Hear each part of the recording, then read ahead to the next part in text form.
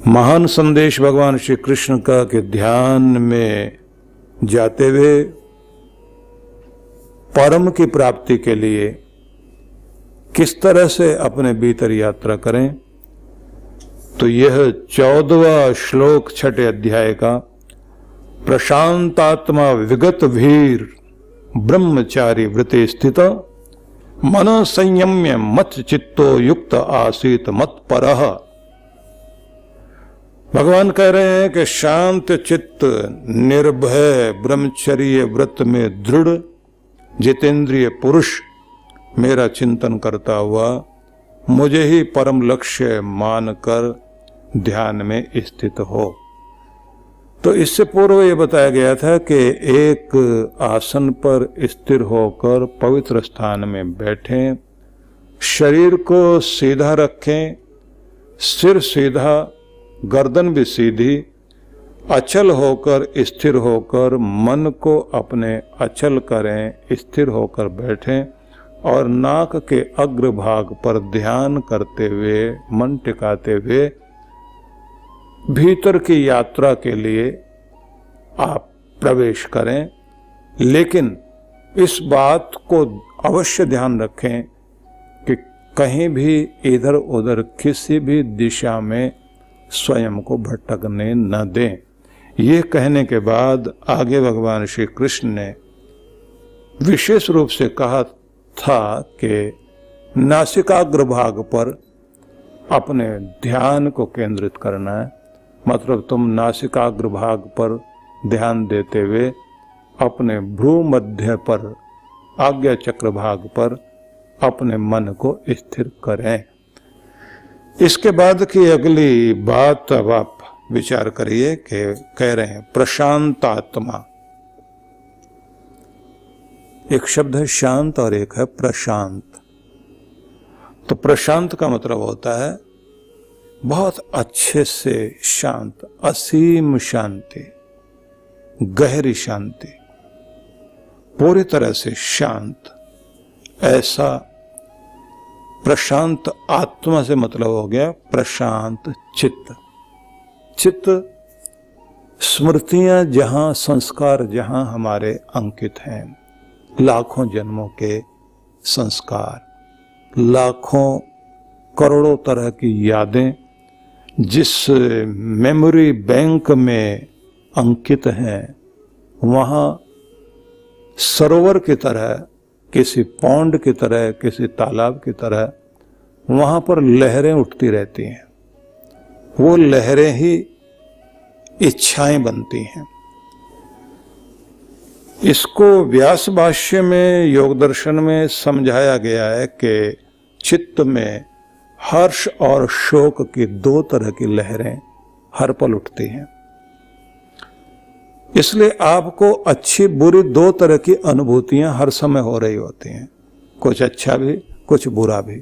दोनों तरह की चीजें आपके अंदर हर पल चलती रहती हैं। उस सरोवर में उठती हुई लहरों को यदि शांत करना आ गया आपको, और वो भी शांत इस तरह से कि थोड़ी देर के लिए तो शांति सब लोगों के अंदर आ जाती है, लेकिन शांति परमानेंट हो, टिकी रहे। लेकिन अधिकांश रूप से आदमी यही कहता है कि ये कहना कि व्यक्ति हर समय शांत रह सके, तो शांत होने का मतलब निष्क्रिय होना नहीं है। ध्यान में तो निष्क्रिय होना है, ध्यान में तो अक्रिय होना, कोई क्रिया नहीं करनी। लेकिन सारा दिन आप सक्रिय रहिए और अंदर से आपका चित्त शांत रहे। उर्दू के शायर ये कहते हैं, जिंदगी है कश्मकश, जीवन तो संघर्ष है, तो इसमें तो आपको गतिशील रहना पड़ेगा। जिंदगी है कश्मकश, मौत है कामिल सुकून। बस मरने के बाद ही एक पूर्ण शांति है। शहर में है शोर शर, मकबरा खामोश है। जहां शहर है, बस्ती है, वहां तो शोर शराबा है। बस एक ही जगह है दुनिया में जहां पर आपको शांति मिलेगी, चले जाइए कब्रिस्तान में। वहां किसी को किसी से कोई दिक्कत नहीं है, सब शांति से पड़े हुए हैं। इसलिए आप अगर ये कहें कि सारा दिन आप शांति में रहेंगे तो कैसे रह लेंगे? आपको तो संघर्ष करना पड़ेगा, गतिशील रहना पड़ेगा। लेकिन कृष्ण प्रभु को समझना आसान नहीं है। वो कहते हैं बिल्कुल गतिशील रहना, ज्यादा से ज्यादा गति करना, बस मन को, चित्त को शांत रखना। समस्या मनुष्य की यही है कि आज जो इतना तनाव है, शरीर उसका काम कम करता है, मन बहुत काम करता है, दिमाग बहुत काम करता है, और सोते समय भी दिमाग काम कर रहा होता है। दोनों का तालमेल नहीं है। पुराने समय में आदमी जितना काम करता था, अगर आज से आपको कहना चाहिए 50 साल पहले लेकर जाएं, तो आप ज्यादा चलते थे, ज्यादा काम करते थे। आपको कहीं भी जाना होता था तो ज्यादातर यात्रा आपकी पैदल चल करके होती थी। आपको अगर दूसरी मंजिल पर भी जाना तो सीढ़ियां चढ़ करके आप जाते थे। तो मतलब आज जितना आप काम कर रहे हैं उससे 3 गुना काम उस समय करते थे। लेकिन अगर और 100 साल पहले चले जाएं तो आज जितना आप काम करते हैं उससे 6 गुना ज्यादा काम उस समय करते थे। और अगर 150 साल पहले चले जाएं तो 12 गुना काम आप उस समय करते थे। 200 साल पहले चले जाएं तब तो समझ लीजिए आज से 50 गुना ज्यादा काम उस समय आप करते थे। इसलिए उस समय घी, तेल, ये मिठाई में मलाई वलाई घी डालकर रोटी से खाना, उस समय का भोजन, और खाना भी आदमी का थोड़ा बहुत नहीं था, बहुत अच्छे से भोजन लेता था व्यक्ति। अब क्योंकि व्यक्ति करता ही कुछ नहीं है, इसलिए आज के समय में बड़ी मुश्किल ये है कि ज्यादा आदमी सक्रिय रहता हो तो उसे कहना पड़ेगा थोड़ा सा निष्क्रिय हो जाओ। और अगर कोई व्यक्ति चलता फिरता ही नहीं है, सारा दिन एसी में बैठता हो, तो उसे तो कहना ही पड़ेगा एसी बंद करिए और बाहर निकलिए, पसीना बहाइए। पसीने में आपको तर होना आना चाहिए और थोड़ी मेहनत करिए, क्योंकि आपका मस्तिष्क तो बहुत काम कर रहा है लेकिन शरीर नहीं कर रहा है, तो आपका तालमेल है ही नहीं। जहां तालमेल बिगड़ा हुआ, पति पत्नी का तालमेल बिगड़ जाए तो घर खराब हो जाता है। 2 पार्टनर का तालमेल बिगड़ जाए तो वहां गड़बड़ हो जाता है। और अगर गाने वाला, तबला वाला कहीं और बजाए और गाने वाला कहीं और बजाए तो वो संगीत नहीं होता, उसको शोर बोलते हैं। जिंदगी को अगर शोर बनाना है तो तालमेल बिगाड़ लीजिए, और अगर जिंदगी को संगीत बनाना है तो तालमेल मिला लीजिए। बस इतनी सी बात है। इसलिए शांति अंदर हो और बाहर गति करें आप, वो आवश्यक है। हमने उल्टा कर लिया, बाहर आप शांत बैठे, अंदर आप अशांत हो गए। बाहर तो आप कुछ भी नहीं कर पा रहे हैं, अंदर से खूब आप तेजी से काम कर रहे हैं। उससे भी ज्यादा मुश्किल ये है कि आप खाली बैठे बैठे भी आपका दिमाग चल रहा है, क्योंकि आप टीवी पर देख रहे हैं और उस समय जो है वो एक हीरो विलन को मार रहा है, तो उस समय आप शामिल होते हैं उसमें। आप कहते हैं मारो और मारो, दिमाग तो आपका उसमें लगा हुआ है, आप उस पक्ष में लगे हुए होते हैं। और अगर कोई रो रहा होता है, बेचारा हीरो को चोट लगी हुई है, हीरोइन बैठी रो रही है, तो उससे ज्यादा तो आप, भले ही आपके आंसू ना निकले, लेकिन आप अंदर से दुखी हो रहे होते हैं। महिलाओं की थोड़ी बात अलग है, वो अपना रुमाल लेके बैठती हैं। और कुछ को तो आदत होती है, जो ये टीवी सीरियल चलते हैं और जो ज्यादा भावना वाले होते हैं, तो सीरियल का अपना एक मजा है कि एक बार आप देखने बैठ गए तो फिर तो वो चैन जो है बनेगी आपके। बिल्कुल ठीक टाइम पर आप, जैसे भगवान के भजन में आदमी जाता ना, ठीक समय पर बैठता जाकर, ऐसे टीवी सीरियल में जाके बैठेगा फिर। और उन महिलाओं को देखना जो बहुत भावुक होती हैं, वो छोटा मोटा रुमाल लेकर नहीं बैठेंगे, उनको तौलिया चाहिए उस समय। आंसू पहुंचती रहेंगी, देखती रहेंगी और रोती रहेंगी, और उसके बाद कहेंगे बहुत मजा आया, बहुत अच्छा लगा। अगले दिन, और वो छोड़ते ऐसी जगह हैं जाकर जहां से फिर वो ऐसी कोई घटना करके छोड़ते हैं कि जिससे आदमी सोचते देखते हैं कल क्या होगा, तो सारा दिन दिमाग में वही चलता रहेगा। देखिए कल क्या होगा। और बड़ी दुखद बात क्या है, जिसमें देखते देखते आप सोए हैं, खाते बैठे हैं, मस्तिष्क में वो चीज चल रही है, तो वो ही घटनाएं आपकी जिंदगी का हिस्सा बनने लगती है, क्योंकि आप उसी तरह की चीजों को खींचने लग गए अपनी तरफ। इसलिए बहुत आवश्यक है व्यक्ति को शांत भीतर से होना, बाहर से सक्रिय होना चाहिए। मन का शांत रहना जरूरी है और तन का सक्रिय रहना जरूरी है। समाज में क्रांति की जरूरत होती है और व्यक्ति में शांति की जरूरत होती है। शरीर को सक्रिय रखने की आवश्यकता होती है और मन को शांत रखने की आवश्यकता होती है। इसलिए समाज में हर पल क्रांति होती रहे, हर पल परिवर्तन होता रहे, सुधार होता रहे, इसकी बड़ी आवश्यकता है। और मन को जितना शांत और स्थिर रख सके आदमी उतना आवश्यक है, तब वो अच्छा सोच सकता है। आगे फिर वो कहते हैं विगत भी निर्भय होकर के रहे। सारी चिंताएं, सारे फिक्र, सारे दबाव और सारे तनाव डर के कारण ही तो है। व्यक्ति जो है संतान नहीं है तो वो डरा हुआ है, मेरे बुढ़ापे का क्या होगा, संतान होनी चाहिए। संतान हो गई तो फिर ये जो है पढ़ लिख जाए, लायक बन जाए। उसके बाद भी चिंता है कि इसका कोई जॉब लग जाए अच्छे से, या ये कोई बिजनेस करे, वो भी करने लग जाए तो इसकी बहू अच्छी सी आ जाए, पत्नी अच्छी आ जाए, और फिर वो ऐसी हो जरा हमारा भी ध्यान रख लें। और फिर इसको हमने क्या क्या देना है ये भी ध्यान रखना है। बहू बात सुनती नहीं तो ये भी, और फिर आगे पोता नहीं हुआ तो ये भी फिक्र है। तो आप एक बार अपने उस डर को खत्म करने के लिए मेरा बुढ़ापा सुखी हो जाए तो आप अपने संतान की कामना करते हैं, फिर आगे मेरा बेटा भी ठीक रहे तो इसका भी कोई बेटा हो जाए। कहां कहां तक आप जा रहे हैं। कृष्ण भगवान कहते हैं कि शांत चित्त होकर के बैठना और भय को हटा करके बैठना, ब्रह्मचार्य व्रते स्थित, और ब्रह्मचर्य में संयम में अपने आप को लगाकर। याज्ञवल्क्य ने परिभाषा दी है कि संयमी व्यक्ति क्या, कैसा, कर्मणा मनसा वाचा सर्वथा सर्वावस्था सुसर्वत्र मैथुन त्यागो ब्रह्मचर्य प्रचक्षते।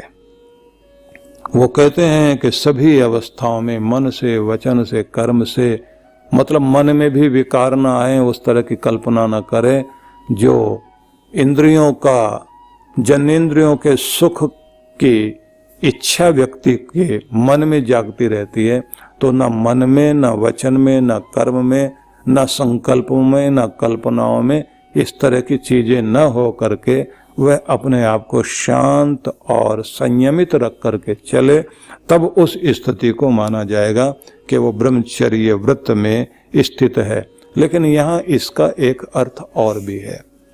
ब्रह्म नाम है परमात्मा का। ब्रह्म की चर्या हो और ब्रह्म में ही विचरण करता हो तो उसको भी ब्रह्मचारी कहा जाएगा, या उसी को ब्रह्मचारी कहा जाएगा, या वही ब्रह्मचर्य व्रत को पालन करने वाला व्यक्ति है।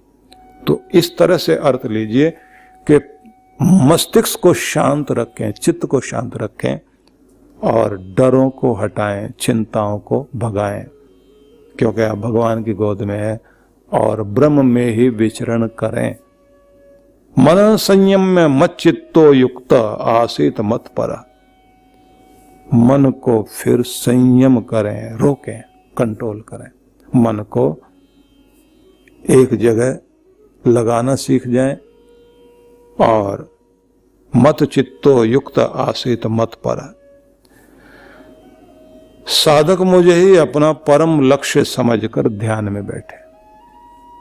उनके लिए लक्ष्य मैं ही हूं, परमात्मा ही परम लक्ष्य है। इस बात को बहुत अच्छे से कहा गया। और दूसरे अर्थों में अगर हम कहें तो कृष्ण भगवान ये कहते हैं कि मन से, वचन से, कर्म से तुम संयमी होकर के चलो, तभी तुम्हारी साधना सफल हो सकती है। क्योंकि जिस व्यक्ति की भोग वासनाओं में ज्यादा रुचि होती है, चंचल मन उसका रहेगा और वो ध्यान करने बैठेगा तो ध्यान में उतनी गति नहीं हो पाएगी। मन को एकाग्र करें और मुझे ही परम लक्ष्य समझ करके ध्यान में बैठे। तो जैसे मैंने आपसे कहा था कि बुद्ध ने कहा कि तुम शांति में रहो और शांति को बांटो, खुश रहो और खुशियों को फैलाओ, अच्छी संगत में अपने आप को रखना सीखो, क्योंकि संगति ही आपके व्यवहार को बनाएगी कि आप किस तरह का व्यवहार करने लगेंगे। आगे उन्होंने फिर कहा, स्वयं के बिना कुछ भी नहीं, इसलिए सबसे पहले स्वयं को जानो, पहचानो और स्वयं में स्थिर हो। तो अपने भीतर जाने के लिए जब आप थोड़े शांत होकर बैठते हैं तो सबसे पहला एक काम आपको करना पड़ेगा, इसे भी ध्यान से सुन लीजिए, कि अपनी देह को आप बहुत आदर से देखिए। अपने शरीर को मानिए कि ये परमात्मा का बनाया हुआ एक देव मंदिर है और इसमें आपकी एक ज्योति, आपकी आत्मा इसमें है और वो आत्मा पवित्र है, लेकिन प्रकृति के साथ संसार के संपर्क में आने के कारण उसके अंदर की पवित्रता भंग हो रही है। तुम प्रेमपूर्ण हो, अपने प्रेम की स्थिति को जानो। त्रिजटा से सीता माता ने कहा था कि मैं यहां बैठे बैठे राम जी का ध्यान करती हूं, राम जी का स्मरण करती हूं, तो उनका अनंत प्रेम मेरे हृदय में जब प्रकट होता है तो त्रिजटा मुझे ऐसा लगता है कि मैं राम हो गई हूं। ये बड़ी अद्भुत बात है। मैं ऐसा अनुभव करती हूं कि जैसे मैं राम हो गई हूं, मैं सीता नहीं हूं, मैं राम ही हो गई हूं। सच में ऐसा होगा कि आप जब परमात्मा की तरफ चलते हैं और आपके हृदय में उसका प्रेम उतरता है, तब वो स्थिति आती है, भगवत्ता महसूस होने लगती है, लगने लग जाता है कि जैसे मैं भगवान ही हो गया। वेदों में एक जगह एक मंत्र है कि आज मैंने तुम्हारा अमृत पिया है, और अब मन करता है कि धरती को उलट के पलट के रख दूं। तो ये क्या पागलपन है। वो नशा ही ऐसा लगता है, ऐसी स्थिति हो जाती है कि लगता है कि जैसे व्यक्ति के अंदर इतनी शक्ति आ गई, वो दुनिया को पलट देगा। हम लोग उत्तरकाशी में थे तो हम लोगों ने देखा एक साधक 3 दिनों से साधना में इतना लीन था, उसकी साधना बहुत गहराई में जा रही थी। तो तीसरे दिन जब वो ध्यान से उठा तो जाकर के वहां वो बजरी होती है, छोटे छोटे जो पत्थर के टुकड़े होते हैं, सड़क बनाने के लिए यूज किए जाते हैं, उसी के साथ में रेती पड़ी हुई थी जो गंगा से निकालकर डाली हुई थी। वो जाके पहले तो बजरी के ऊपर लेट गया, फिर उस एक जगह है वहां पर जिसको हरसील बोलते हैं। हरसील जो है बहुत सुंदर स्थान है जब आप गंगोत्री की तरफ जाते हैं। वैसे तो उसे कहा जाता है, नाम तो है हरिशिला या हरशिला, शिव का वह चट्टान, वह स्थान जहां से बैठ के आप शिव को निहार सकते हैं। वो जो सामने पर्वत शिखर है कि उनको देखो, महसूस होगा जैसे सामने शिव ही बैठे हैं और गंगा उन्हीं के सिर से नीचे उतर रही है। तो अब तो मुझे लगता है वहाँ काफ़ी कुछ बन गया होगा, क्योंकि हम लोग तो जब गए थे वो आज से 40 वर्ष पुराना समय, उस समय से लेकर अब तक कितना परिवर्तन हुआ होगा। तो एक साधक जो है वो रेत के ढेरे के ऊपर पहले बजरी पर लेटा, फिर वहाँ, उसके बाद तो सामने जो है वो गया और धारा में जोर से जाके छलांग लगाई और पार करता हुआ फिर आए, और लोग डरे कि ये बह ना जाए। तो महान पुरुष आए, उन्होंने गुरुदेव ने आके उनसे कहा कि ये पागल हो गया है थोड़ी देर के लिए, इसे निकालो इधर। अब सब कोशिश करें तो वो हरकत करता जाए, और थोड़ी देर के बाद आकर के वो कम से कम 2-3 घंटे ऐसा किया होगा, फिर आकर के उस रेती पर लेट गया दोबारा से। तो इन्होंने जो है फिर, क्योंकि महान पुरुषों की अपनी एक विधि होती है, उनको पता होता है, तो कुछ जड़ी बूटियां और उसमें शहद मिलाकर लेकर आए। पहले उसको पूरे शरीर की मालिश की, मालिश करने के बाद फिर उसको थोड़ा कुछ पिलाया। पिलाने के बाद और सबसे बोले कि इसको सोने दो, अब ये सोएगा। अगले दिन तक वो सोता ही रहा। उसके बाद आया और गुरु चरणों में बैठ के रोता जाए। क्या हो गया था? बोले मुझे तो लग रहा था कि मेरे पास इतनी ताकत है कि मैं आज ये नदी को उलट के जो है ना उल्टी दिशा में बहाऊंगा, कि मैं तो वो काम करने चला गया था। तो सबने कहा कि ये क्या पागलपन का दौरा भी उठता है क्या इसमें? तो उस समय उन्होंने समझाया कि जब अपनी साधना में चलता है व्यक्ति, तो परमात्मा के परम आनंद को अनुभव करने के साथ इतनी शक्ति अपने अंदर महसूस करता है कि वो सारी दुनिया को जैसे पलट देगा, ऐसी स्थिति भी आने लगती। और डरों की तो कोई जगह रहती नहीं। आप डरों के पार चले जाएं, आप किस तरह से अपने आप को बना लें, लेकिन लक्ष्य एक ही रहता है। कृष्ण भगवान कहते हैं ना, मत परह मत चित्तो, मेरे पारायण हो जाए, मुझे ही लक्ष्य बना ले। ऐसे लोगों को, क्योंकि आज्ञा चक्र में जब आप ध्यान करते हैं ना, तो यहां ध्यान करते करते ज्यादातर लोगों के अंदर, क्योंकि ये जो 3 केंद्र हैं हमारे शरीर के, जब आप हृदय केंद्र में ध्यान करते हैं तो सारी दुनिया के साथ जुड़ना चाहते हैं, सारी दुनिया आपकी हो जाए, सब आपके आसपास आ रहे हैं। आज्ञा चक्र में जाते आप कहते हैं किसी के साथ मिलने की जरूरत नहीं, अपने अकेले में बड़ा आनंद है। और जब आप नाभि केंद्र में अपनी ब्रह्म शक्ति को जागृत कर रहे होते हैं, तब जैसे सारे संसार में कुछ रचना करने के लिए, कुछ निर्माण करने के लिए, कुछ बनाने के लिए, मैं इस दुनिया में कुछ करने के लिए हूं, मैं कुछ बनाने के लिए हूं, मैं कुछ रचना करने के लिए हूं। मेरे शरीर से, मेरी मानसिक शक्ति से, बौद्धिक शक्ति से दुनिया में कुछ बनना चाहिए, कुछ होना चाहिए, मैं कुछ पीछे छोड़ूं।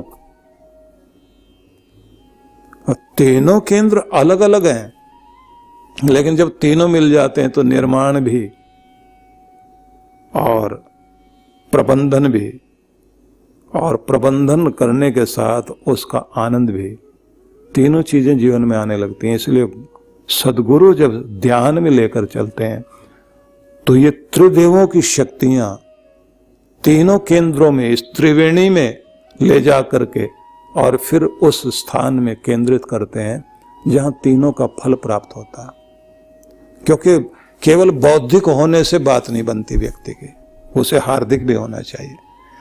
दिमाग की शक्ति बड़ी अद्भुत होती है, लेकिन जब उसके साथ में हृदय की शक्ति भी मिल जाए तो कमाल हो जाए। और जब उसके अंदर उसकी रचना शक्ति भी मिल जाए, फिर तो वो दुनिया में कुछ ऐसा जरूर करके जाएगा कि शरीर मिट जाएगा, लेकिन वो व्यक्ति संसार में उसका नाम नहीं मिटेगा।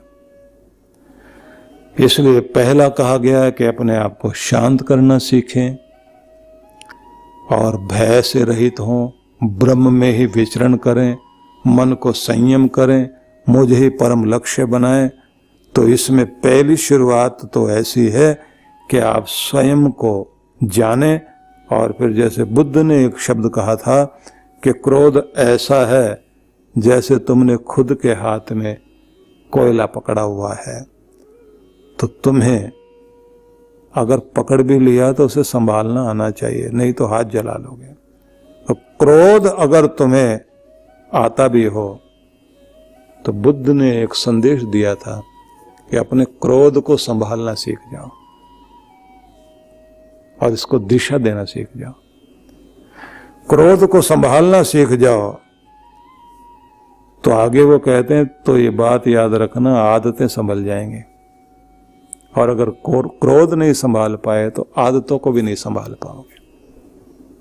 इसलिए कृष्ण भगवान ने शुरुआत ही यहां से की, प्रशांत आत्मा, चित्त को शांत करो, ना तो क्रोध तुम्हें जला पाए और ना तुम्हें वासनाएं हिला पाए, न ईर्ष्या तुम्हें परेशान करे, न बदले की भावना तुम्हारे चित्त में विकार पैदा करे।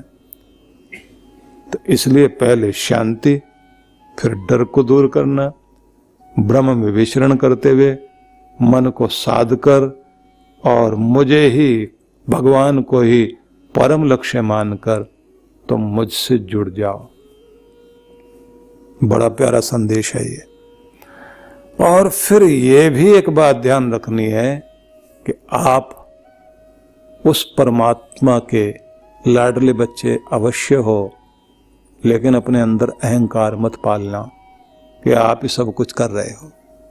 आपके बिना दुनिया में कुछ भी नहीं, आप हो तो संसार है। हम ये मूर्खताएं पाल लेते हैं।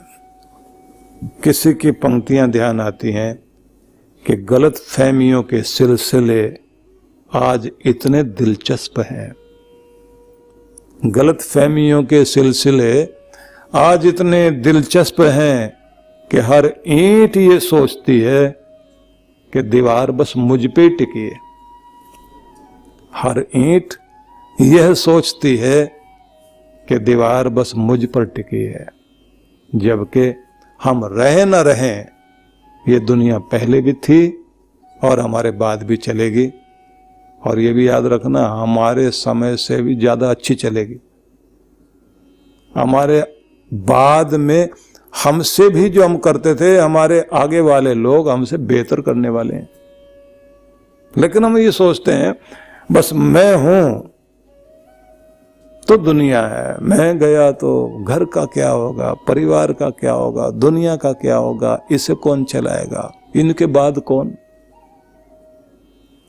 भगवान ने किसके बाद किसको रखना है, उसने तो वहां क्यों में रखे में लोग। आते रहेंगे लोग और चलते जाएंगे। बस आपको यही ध्यान रखना है कि गुरु महत्वपूर्ण बिंदु है जिंदगी के लिए। भटक मुआ भेदी बिना कौन बताए धाम, कि तुम बिना भेदी के, बिना रहस्य बताने वाले के भटकते रहोगे। भटक मुआ भेदी बिना कौन बताए धाम, चलते चलते थक गए पांव कोस पर गांव। थोड़ा सा चलने पर ही गांव मिल जाए, लेकिन भटक रहे हैं हम, क्योंकि भेदी नहीं मिला, बताने वाला नहीं मिला। इसलिए चलते चलते जिंदगी थक गई। तो गुरु चाहिए जीवन में, और जब गुरु की शरण मिलती है तो फिर कृपा होती है। तो प्रभु कृपा करें कि हम लोग और आगे बढ़ सकें, और कृष्ण भगवान के ये संदेश बड़े अद्भुत हैं, इन पर विचार कीजिए। ओम शांति शांति शांति ओम।